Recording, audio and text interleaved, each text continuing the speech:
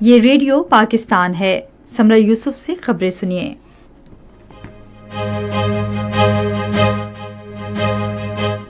اہم خبروں کا خلاصہ۔ وزیر اعظم نے ملک کے دفاع میں پاک فضائیہ کے اہم کردار کی تعریف کی ہے۔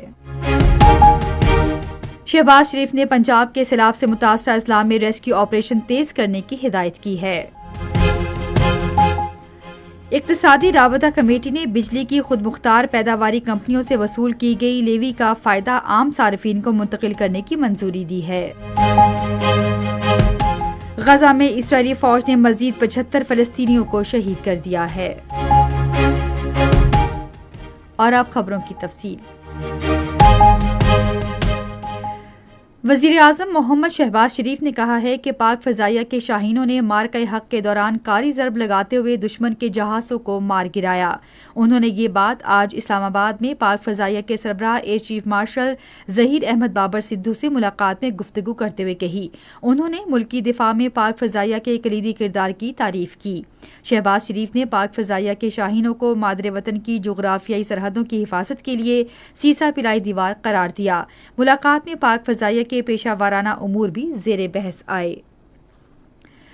وزیر اعظم محمد شہباز شریف نے کسٹمز کے جانچ پڑتال اور جائزہ نظام کو جدید ٹیکنالوجی سے ہم آہنگ اور فیس لیس کر کے شفافیت یقینی بنانے کی ہدایت کی ہے۔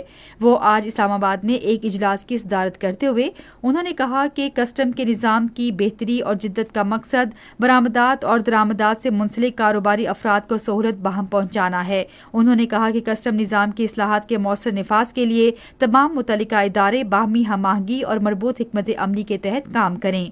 شہباز شریف نے کہا کہ بندرگاہوں پر مال کی بروقت ترسیل یقینی بنانے کے لیے منظم منصوبہ بندی کی جانی چاہیے۔ وزیر اعظم نے کہا کہ معاشی اور تجارتی اصلاحات کے ذریعے کاروبار اور سرمایہ کاری میں اضافہ کرنا حکومت کی اولین ترجیحات میں شامل ہے۔ اجلاس کو بتایا گیا کہ کسٹم کے اسکینرز کے ذریعے جانچ پڑتال میں مصنوعی ذہانت کے استعمال سے کسٹم کلیئرنس میں درکار وقت میں نمایاں کمی آئی ہے۔ وزیر اعظم محمد شہباز شریف نے chairman national disaster management authority کو دریائے ستلج میں سیلابی صورتحال کے باعث پنجاب کے متاثرہ اضلاع میں ریسکیو آپریشن تیز کرنے کی ہدایت کی ہے۔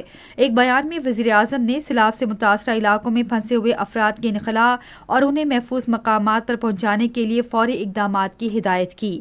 دریائے ستلج میں گنڈا سنگھ والا کے مقام پر سیلابی صورتحال کے پیش نظر وزیر اعظم نے حفاظتی اقدامات اور نگرانی کو تیز کرنے کا حکم دیا۔ شہباز شریف نے متاثرہ افراد کو خوراک، ادویات اور خیموں کی فراہمی یقینی بنانے کی بھی ہدایت کی۔ وزیر اعظم نے چیئرمین NDMA کو پنجاب کے ناگہانی آفات سے نمٹنے کے ادارے سے مکمل رابطے میں رہنے کی ہدایت کی۔ نائب وزیر اعظم اسحاق ڈار نے شمالی افریقہ میں برادر ملکوں کے ساتھ تعلقات مزید مضبوط بنانے کے پاکستان کے عزم کا اعادہ کیا ہے۔ وہ جدہ میں OIC کی وزرائے خارجہ کونسل کے 21ویں غیر معمولی اجلاس کے موقع پر مصر کے وزیر خارجہ بدر عبدالعطی اور الجزائر کے وزیر خارجہ احمد عطاف سے گفتگو کر رہے تھے۔ اسحاق ڈار نے اپنے ایکس ہینڈل پر ایک پوسٹ میں کہا کہ انہوں نے فلسطین کی انتہائی سنگین صورتحال پر بات چیت کی۔ انہوں نے وہاں انسانی امداد کی فراہمی، جنگ بندی اور پائیدار امن کے فوری قیام کی ضرورت پر زور دیا۔ کابینہ کی اقتصادی رابطہ کمیٹی نے بجلی کی خود مختار پیداواری کمپنیوں سے وصول کی گئی لیوی کا فائدہ بجلی کے صارفین کو منتقل کرنے کا فیصلہ کیا ہے۔ اقتصادی رابطہ کمیٹی کا اجلاس آج اسلام آباد میں وزیر خزانہ محمد اورنگزیب کی صدارت میں ہوا، جس میں گلگت بلتستان کے سیلاب سے متاثرہ خاندانوں کو خیموں، ادویات، خوراک اور اشیاء ضروریہ کی بروقت فراہمی کے لیے 3 ارب روپے کی منظوری دی گئی۔ یہ فنڈز متاثرہ بنیادی ڈھانچے کی تعمیر نو کے لیے بھی استعمال کیے جائیں گے۔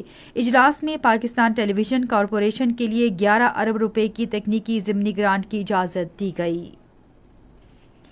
اور غزہ پر اسرائیلی حملوں میں امداد کے منتظر 17 افراد سمیت کم سے کم 75 فلسطینی شہید ہو گئے ہیں۔